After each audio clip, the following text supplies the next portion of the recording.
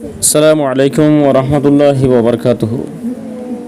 গুরুত্বপূর্ণ বিখ্যাত একটি হাদিস শরীফ, পরস্পর হিংসা করো না, একে অপরের জন্য নিলাম ডেকে দাম বাড়াবেন না।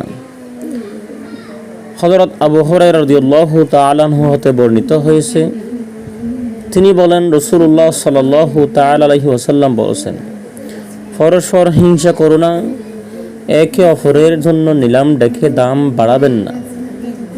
পরস্পর বিদ্বেষ পোষণ করো না, একে অপরের থেকে আলাদা হয়ে যেও না, একজনের ক্রয়ের উপর অন্যজন ক্রয় করো না। হে আল্লাহর বান্দাগণ, পরস্পর ভাই ভাই হয়ে যাও। মুসলিম মুসলিমের ভাই, সেই তার উপর জুলুম করে না এবং তাকে সঙ্গীহীন ও সহায়হীন ভেবে ছেড়ে দেয় না। ওয়াতাসিমু বিহাবলিল্লাহি জামিআ, তোমরা আল্লাহর জমিনে ঐক্যবদ্ধ হয়ে যাও, দলবদ্ধ হয়ে আমার দিন ইসলামকে প্রচার করো। ইসলামের স্বার্থে প্রিয় বন্ধুরা, ভিডিওটি শেয়ার করে দিন, সবাই যেন অন্যজন যেন এই ভিডিওটি দেখতে পারেন। সবাই শেয়ার করে দিন। ভালো থাকবেন, দোয়া করবেন।